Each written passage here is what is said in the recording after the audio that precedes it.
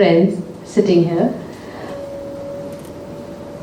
A simple poem हम बचपन में सुनते थे. I would not be confined with the language. It can be in Hindi or English. Early to bed, early to rise makes the man healthy, wealthy and wise.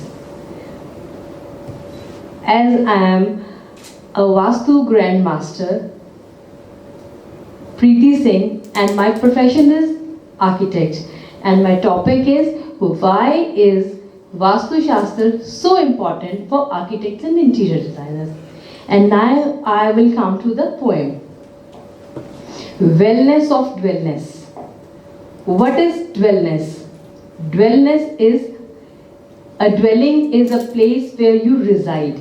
जहाँ आप रहते हैं उस भवन को हम ड्वेलिंग बोलते हैं, और उस भवन का जो नर्चर है, उस भवन की जो स्वास्थ्य है, हम उसके बारे में बात करेंगे कि एक आर्किटेक्ट उसमें अपना इनपुट कैसे डाल सकता है.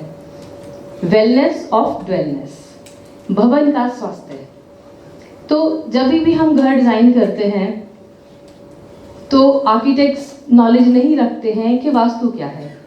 उनके मनन में ये रहता है कि ये तो कुछ वैदिक साइंस है जो मॉडर्न आर्किटेक्चर में नहीं आ सकती है, इंटीरियर्स में नहीं कर सकते हैं. बट अगर एक आर्किटेक्ट वास्तुशास्त्री भी साथ में होगा तो वो अपने क्लाइंट को खुशियां देने में सक्षम हो जाएगा, प्रॉमिसिंग हो जाएगा. क्योंकि अभी सेम बात पे आई, if your house is on Vastu it makes you healthy, wealthy and wise. हमने पोएम को थोड़ा सा चेंज कर दिया है आज के वक्त के हिसाब से. जैसे मैं प्रोफेशन से आर्किटेक्ट हूँ और मुझे बहुत शौक था कि मैं जिसका भी घर बनाऊं उसके मन के जो भाव मेरे लिए हों वो बहुत ही प्यार और शुद्धि वाले हों. क्योंकि मेरे पास जब कोई अपना घर बनवाने आता है वो अपने मन के बहुत सारे सुंदर सपने लेके आता है, और आर्किटेक्ट ही वो माध्यम होता है, मीडियम होता है जो किसी की विचारों को एक सॉलिडिफाइड रूप देता है, एक सॉलिड रूप देता है. अगर हम दूसरे शब्दों में इसको लें तो हम इसको ये कह सकते हैं कि प्राण और प्रकृति. तो अगर हम इस चीज को ये कहें कि घर में कौन सी चीज जो है वो प्राण है और कौन सी प्रकृति है, जो स्थिर रहेगी वो उस घर के प्राण होंगे. कॉलम्स, बीम्स, वॉल्स, ये सारी चीजें उसके प्राण होते हैं.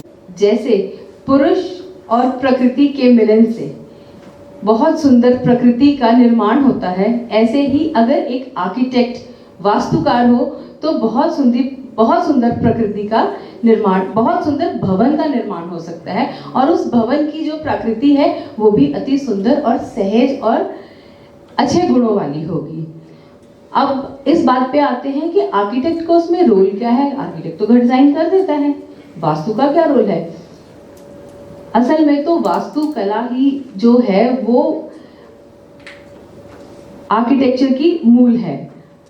किस जगह को, किस प्लेस पे, किस एलिमेंट को कौन सी जगह पे प्लेस करना है, कौन सी एंट्रेंसेस रहती हैं, कौन से 5 एलिमेंट्स का बैलेंस करके हमको घर डिजाइन करना होता है, कौन सी दिशाओं में हमको प्रॉपर्टी लेनी चाहिए. ये बहुत एक लंबी साइंस है.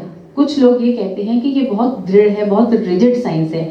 अगर एक नॉलेज आर्किटेक्ट जो होगा, वास्तु की नॉलेज रखता हो, वो उसके जो रिजिड रीजंस हैं कि लोग कहते हैं जी साउथ ईस्ट में ही किचन होनी चाहिए, हमारे पास दूसरी कोई जगह नहीं है, जी हमको नॉर्थ ईस्ट खाली ही रखना होता है, या हमको ब्रह्मस्थान खाली ही रखना होता है. जनरल बात डिस्कशन पे आती है कि किचन को लेके, तो किचन साउथ ईस्ट में रखनी होती है. तो एक अगर अच्छा आर्किटेक्ट नॉलेजेबल हो वास्तु के साथ, वो आपकी उस चीज को बहुत सरलता से पूर्ण कर सकता है. और उसके बाद अगर हम ये बोलें कि आर्किटेक्चर जो है वो बिल्डिंग का स्ट्रक्चर है, और उसको, और अगर बाई चांस हमारे पास कोई चीज़ों में लिमिटेशंस आ जाती हैं, जैसे कि ये जो साइंस थी ये तो राजाओं की विधा थी, ये तो टेम्पल्स के लिए बनी थी, और अब तो हमारी जगह, घर सब छोटे हो गए क्योंकि हमको जगह कंस्ट्रेन होती जा रही लैंड्स भी छोटी पड़ती जा रही हैं, हम लोग महलों से फ्लैट्स में आ गए हैं, और फ्लैट्स में जब आ गए हैं हम, तो हमको कई बार ये लगता है कि हमको वो फ्लैट वास्तु के अकॉर्डिंग नहीं मिलता और हमको उसको क्या करना हुई। तो अगर उसमें ये सेकंड पार्ट ये आ जाता है कि हमको उसको ग्रिड करके प्रॉपर डायरेक्शंस निकाल के हम उनकी रेमेडीज कर सकते हैं। ज़रूरी नहीं होता कि हमको हर बार घर ही बदलना हो या हमको कोई प्रॉपर्टी नहीं मिल रही तो हम अपने मन को इस लो मूड में ले आए कि हमको तो अच्छा घर नहीं मिल रहा है, तो हम अच्छा घर भी ढूंढ सकते हैं। उसके लिए आपको एक नॉलेजेबल आर्किटेक्ट, इंटीरियर डिजाइनर जिसको वास्तु की नॉलेज हो वो होना चाहिए। Thank you very much.